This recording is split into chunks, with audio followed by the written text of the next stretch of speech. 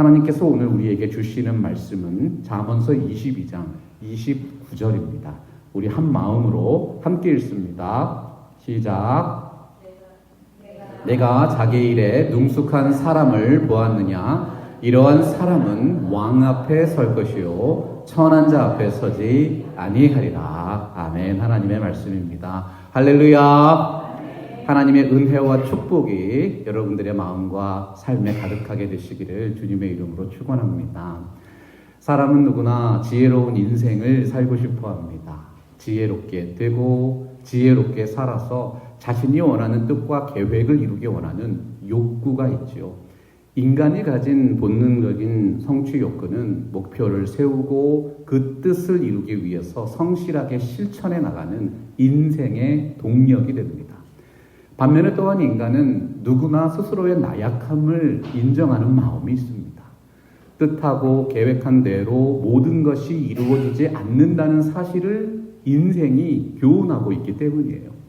그래서 인생들은 종교라는 본능적인 신앙의 욕구를 통해서 인간을 초월하는 신의 뜻을 알고 인생을 향한 신의 섭리에 순복하고 살려는 마음을 누구나 가지고 있습니다. 기독교인이 아니더라도 사람은 누구나 뜻을 세우고 성실하게 살고 그것이 무엇이든 스스로 바라보는 그 무엇인가를 예배하며 살아가고 있는 것입니다. 믿음이 없으면 단 한순간도 살아갈 수 없습니다. 우리는 굳이 인간에게 무엇을 더 잘 믿으라고 말할 필요가 없습니다. 인간은 이미 무엇인가를 의지하고 있고 믿고 있고 심지어는 그것을 향해 예배하며 살아가고 있는 지독한 믿음의 존재이기 때문이죠. 중요한 것이 무엇입니까? 누구를 믿어야 하는가? 무엇을 의지해야 하는가? 어떻게 순종하고 예배해야 하는가? 바른 믿음의 대상을 알고 순전히 믿고 진실하게 예배해야 합니다. 잘 믿고 잘 순종하고 잘 사는 것을 말하기 전에 어느 분을 믿고 무엇을 의지하고 어떻게 예배해야 하는지 가르치고 전파해야 합니다. 데이빗 폴리슨이라는 신학자가 있습니다. 그리스도인들의 소명은 하나님께서 사람으로 하여금 하나님을 알도록 초청하시는 구원의 부르심이 있고 하나님께서 사람으로 하여금 그분의 뜻에 순종하도록 인도하시는 삶으로의 부르심이 있다고 했어요. 그리스도인들의 삶은 하나님의 소명이 없이는 불가능합니다. 하늘의 부르심에 합당하게 행하며 살아가야 하는 것이죠. 잠언서가 교훈하십니다. 하나님을 경외하는 것이 지식의 근본이오늘 미련한 자는 지혜와 훈계를 멸시하느니라. 하나님 경외하기를 깨달으며 하나님을 아는 것이 인생의 평생을 바쳐 구해야 하는 가장 중요한 지혜라는 것입니다. 하나님을 경외하고 그분의 뜻대로 행하는 부르심에 합당한 삶을 살 때 이 땅에서 하늘의 복을 누리는 형통한 삶이 될 수 있습니다. 2025년도에도 변함없이 기념하는 추수감사주일입니다. 왜 우리가 감사하는 삶을 살아갈 수밖에 없을까요? 잠언서가 말씀하는 부르심에 합당한 삶이란 무엇인가? 함께 말씀 묵상하겠습니다. 잠언서 22장 17절과 18절 우리 한번 같이 읽어볼까요? 시작. 너는 귀를 기울여 지혜 있는 자의 말씀을 들으며 내 지식에 마음을 둘지어다. 이것을 내 속에 보존하며 내 입술 위에 함께 있게 함이 아름다우니라. 여러분, 말씀대로 사는 것이 부르심에 합당한 삶입니다.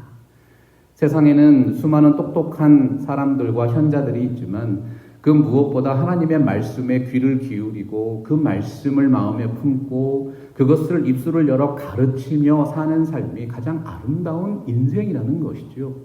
여기서 말씀하는 아름다움은 인간의 외모를 말하는 것이 아닙니다.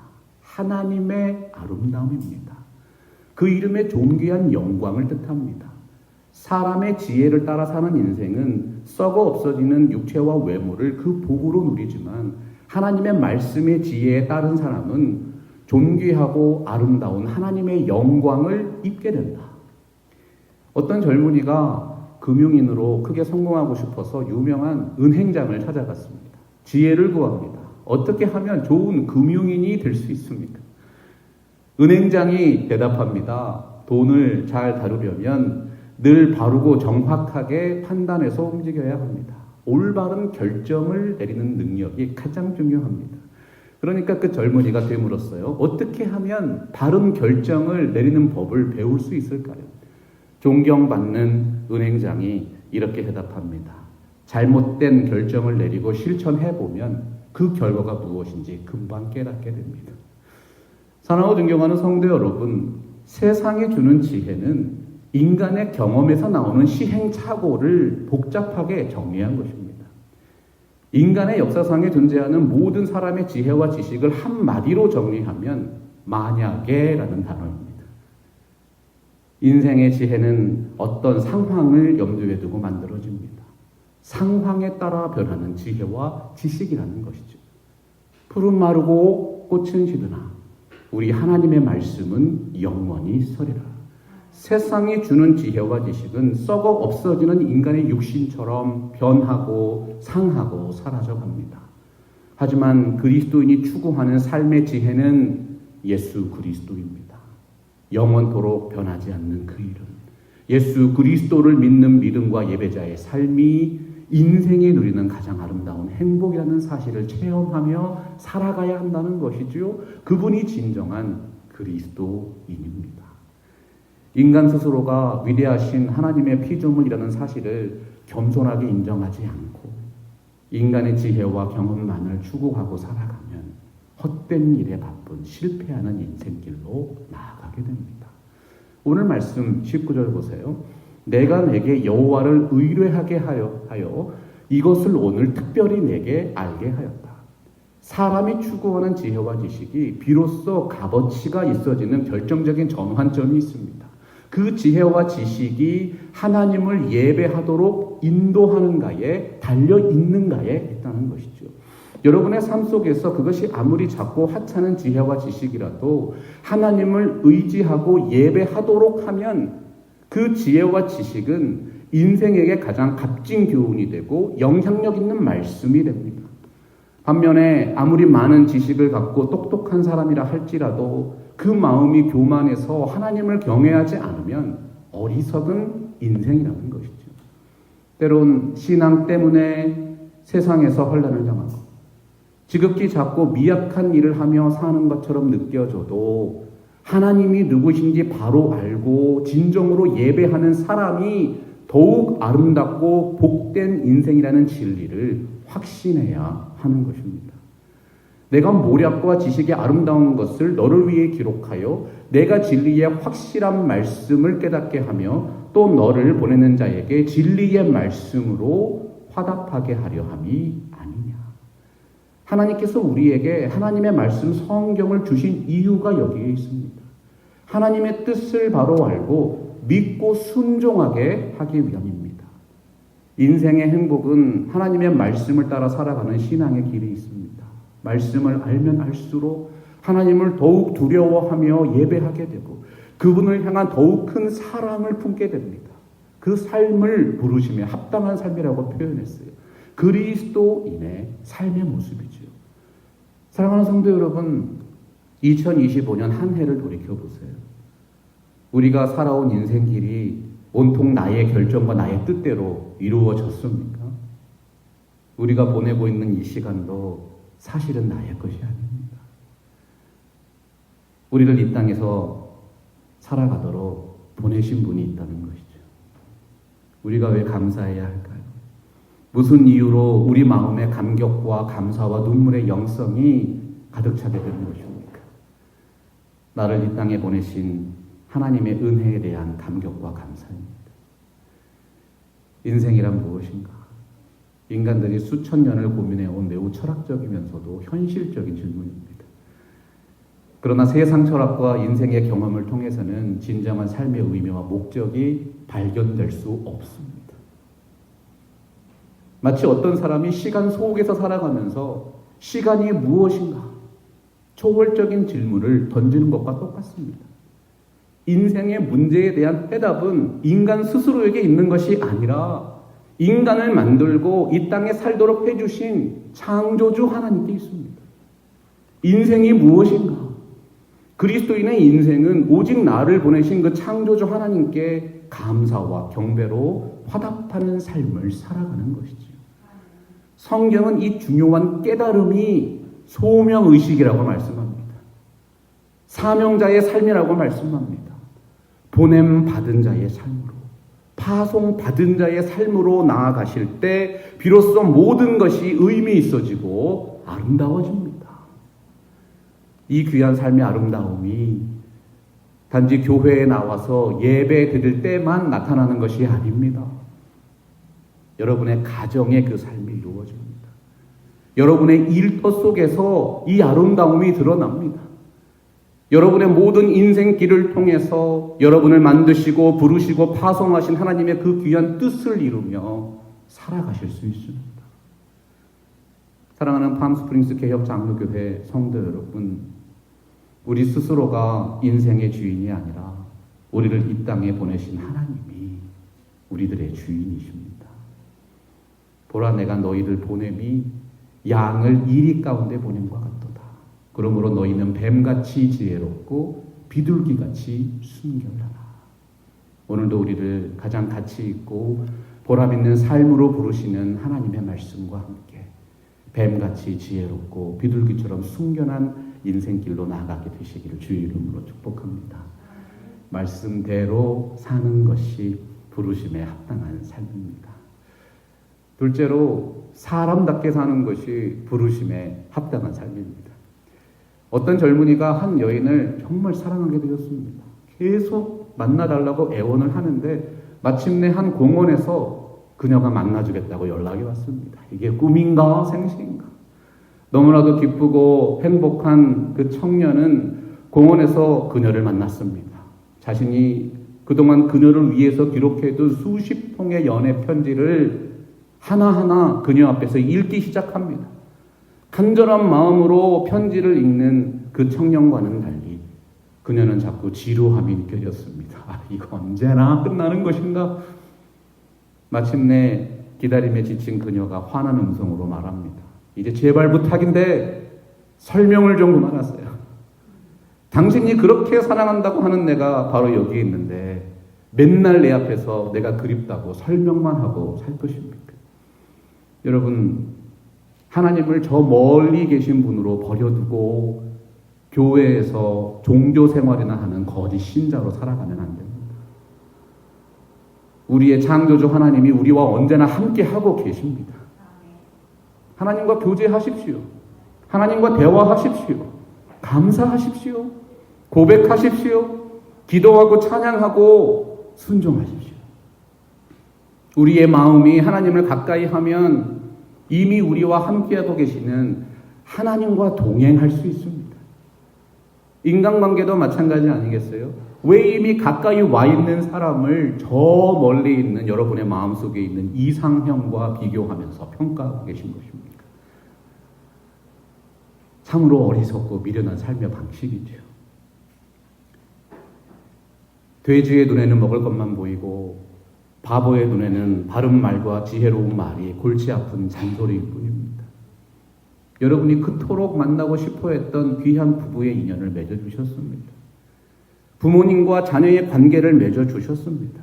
우리가 무엇보다 예수 그리스도를 만났습니다.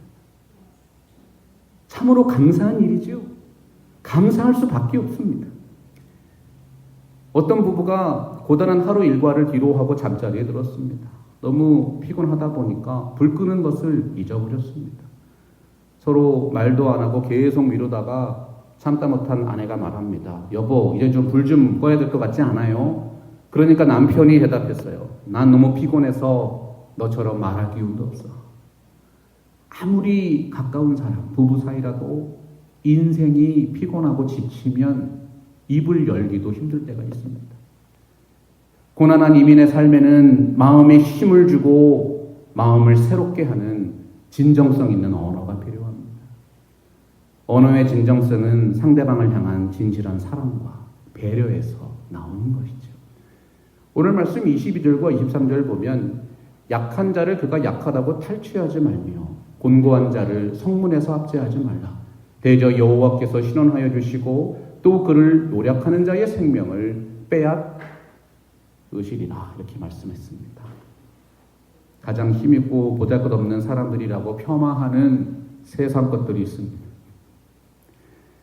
세상이 미련하고 약하다고 멸시하는 분들을 보호하고 지켜주는 것이 율법이 말씀하는 사람답게 사는 삶의 핵심입니다. 예레미야 9장에서도 말씀했지요. 지혜로운 자는 그 지혜를 자랑하지 말라. 용사는 그 용맹을 자랑하지 말라. 부자는 그 부함을 자랑하지 말라. 자랑하는 자는 이것으로 자랑할지니 곧 명철하여 나를 아는 것과 나 여호와는 인애와 공평과 정직을 땅에 행하는 자인 줄 깨닫는 것이라. 나는 이 일을 기뻐하노라.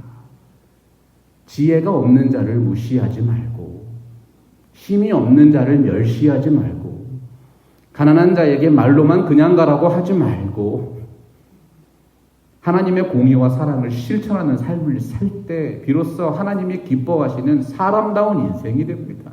그것이 사람답게 살아가는 것입니다. 사도 바울이 고린도전서 13장에서 말씀했어요. 뭘 하더라도 사랑이 없으면 아무것도 아니다. 24절과 25절 우리 같이 읽을까요? 시작. 노를 품는 자와 사귀지 말며 울분한 자와 동행하지 말지니 그의 행위를 본받아 내 영혼을 올무에 빠뜨릴까 두려움이니라. 잠언서는 노를 품고 화를 내는 사람과 사귀지 말라고 인생의 지혜를 교훈하고 있습니다. 그런 분과 사귀어 살면 마음의 상처를 입고 감정의 노예가 되어서 영혼이 파괴되는 치명적인 결과를 낳게 된다고 경계하는 것이죠. 우리들의 마음을 관리해야 합니다. 마음의 분노를 품고 울분을 품고 살면 주위에 사람이 없습니다. 아무리 지식이 많고 행위가 좋고 다 좋아도 사람이 먼저 사람이 되어야 됩니다. 사람이 안 되면 소용이 없습니다. 하나님과의 관계는 필수적이고 영원한 것입니다. 그러나 사람은 가려서 사귀셔야 합니다. 여러분 주변에 하나님을 바로 알고 겸손히 예배하는 좋은 성품을 가진 사람들과 가까이 지내십시오. 잠언서가 교훈하는 인간관계의 지혜입니다. 많은 땅을 소유한 지주가 있었습니다. 어느 날 그 사람이 심한 두통으로 너무 괴로워서 똑똑한 하인을 불러서 심부름을 시켰습니다. 머리가 너무 아파서 그러니까 약을 좀 구해오느라. 하인이 생각을 했습니다. 한 번도 아픈 적이 없으신 주인이 아프다니 이건 분명히 곧 돌아가실지도 모른다는 사인이다. 하인은 약을 사서 돌아오는 길에 의사를 만나서 왕진을 부탁하고 장의사까지 찾아가서 모든 준비를 다 해놓고 집으로 돌아왔습니다. 하인을 보고 주인이 말합니다. 아니 왜 이렇게 늦었느냐? 하인이 대답합니다. 주인님 아무것도 염려하지 마세요. 제가 모든 일을 다 알아서 준비해 두었습니다. 의사에서 장례식까지 모든 것을 다 준비해 두었습니다. 여러분 보시기에 그 하인이 어떻습니까? 똑똑한 것은 맞습니다. 그러나 인생의 지혜는 부족한 것이죠. 하인이 너무 똑똑하면 주인의 머리에는 두통이 가신 날이 없습니다. 하나님과의 관계도 마찬가지예요. 무엇이 정말 하나님의 마음을 편케 하는 삶인가 생각해 보아야 합니다. 충성된 사자는 그를 보낸 이에게 마치 추수하는 날의 얼음 냉수 같아서 능히 그 주인의 마음을 시원하게 한다고 했어요. 충성된 교회는 하나님의 마음을 시원하게 합니다. 이제 연애편지 사건으로 혼쭐이 난 젊은이 얘기로 다시 돌아가 보겠습니다. 그녀를 너무나도 사랑했던 젊은이가 시름에 빠졌습니다. 간절하게 다시 사정을 해서 그 여인을 만나게 되었습니다. 그런데 이게 웬일입니까? 이번에는 자신이 그동안 시름에 빠져서 그녀를 위해 기록해 두었던 수십 통이 아니라 수백 통의 연애 편지를 가방에서 꺼내어 보내줍니다. 그리고 아주 짧게 말하는 거예요. 내가 이걸 쓰느라고 얼마나 많은 밤을 지새우고 얼마나 많은 눈물을 흘렸는지 당신이 직접 눈으로 보고 입으로 읽어보세요. 여인이 젊은이가 준 편지 꾸러미를 받아서 첫 번째 편지를 열고 그곳에 기록된 글을 보았을 때 느껴서 울기 시작했습니다. 글씨를 알아보기 힘들 만큼 수많은 눈물 자국이 그 편지지 위에 떨어져 있는 것을 본 것이지. 이제 남자는 더 이상 아무 말도 하지 않았습니다. 그녀는 그날 밤 수백 통의 편지를 밤을 새서 읽고 또 읽었습니다. 여러분, 하다못해 사랑을 해도 진실하게 사랑해야 합니다. 자신의 기준으로 함부로 사람 판단하고 함부로 사람을 평가하는 그 못된 습관이 인생을 바꿀 수 있는 축복된 만남을 깨뜨려 버릴 수도 있는 것입니다. 여러분 손에 들려진 하나님의 말씀 성경은 수천 년 동안 걸쳐 기록된 창조주 하나님의 연애 편지입니다. 청년 시절에 눈물로 쓴 연애 편지보다 더욱 감동적이고 진정성 있는 말씀이 하나님의 사랑의 드라마입니다. 성경 읽어보셨어요? 밤이 새도록 그 말씀 속에 담긴 사랑의 언어 때문에 눈물 흘리고 감사해 본 경험이 있으십니까? 저는 2025년도 추수감사 예배가 이러한 모습이 되기를 간절하게 소원합니다. 우리가 올해 두 번째로 성경을 이독하고 있습니다. 1년 365일 리딩 지저스 프로그램을 진행하고 있습니다. 내년에도 또 읽을 것입니다. 하나님의 말씀 매일매일 읽으셔야 합니다.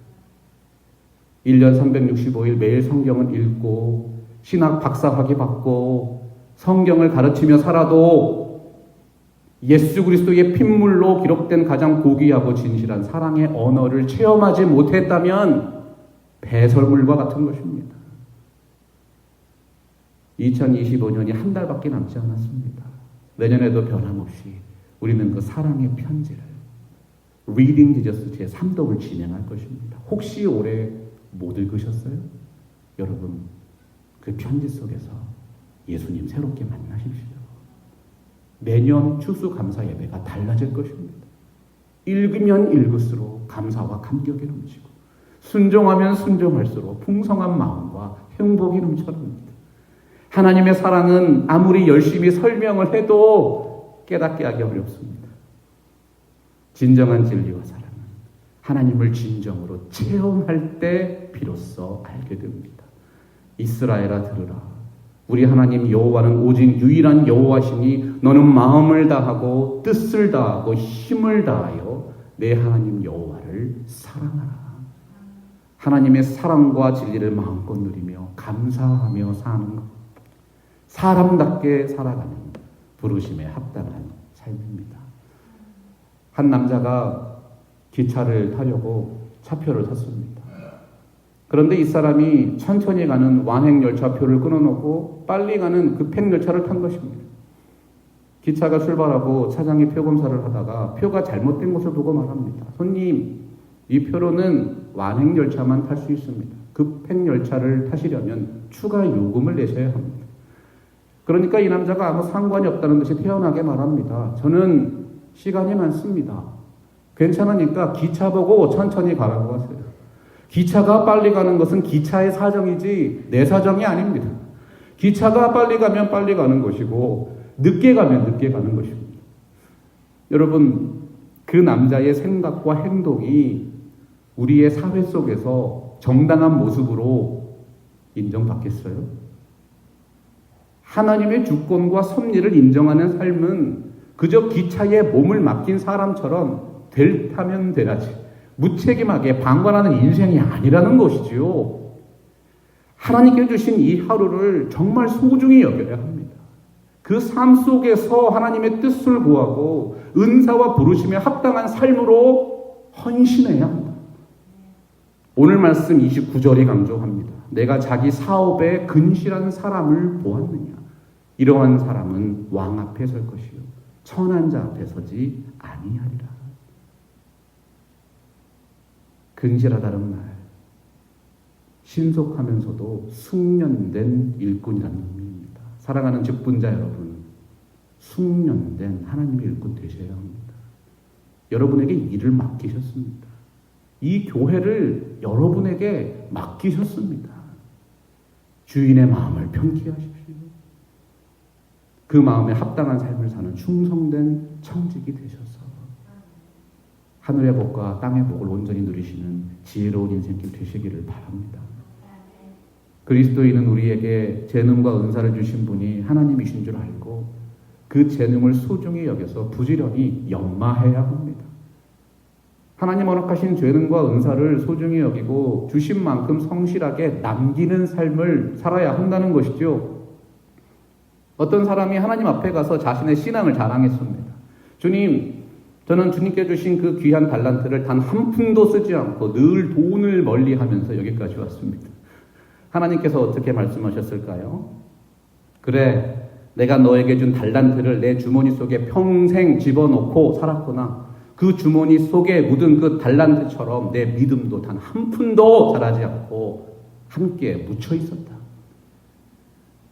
하나님의 말씀대로 살고 하나님의 사람답게 사는 사람은 주신 삶에 감사하며 성실하게 살아갈 수밖에 없습니다. 우리 삶의 모든 것들이 하나님께서 은혜로 채워주신 것들입니다. 그 진리를 믿고 살면 하나님 인정하게 됩니다. 우리가 정말 하나님을 더욱 경외한다면 하나님께서 허락하신 귀한 은사와 재능을 땅에 묻지 않고 꺼내어서 개발하고 더욱 소중하게 사용하는 것이죠. 여러분, 하나님 앞에서 위에서 부르신 그 부르심을 깨닫는 인생길 되시기를 축복합니다. 하나님 앞에서 남기는 삶, 열매 맺는 삶, 큰 기업을 이루는 형통한 인생 되시기를 예수 그리스도의 이름으로 축원합니다. 말씀 앞에서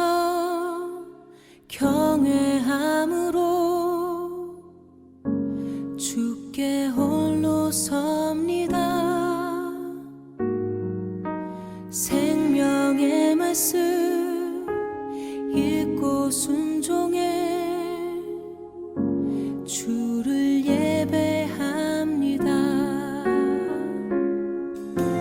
기록된 말씀 힘이 있어서 진리로 우리 거룩해 하며 거룩한 말씀 세세 영원히 복음이 되어 말씀하시네. 하나님 말씀에 두려워 떠는 자 그 말씀에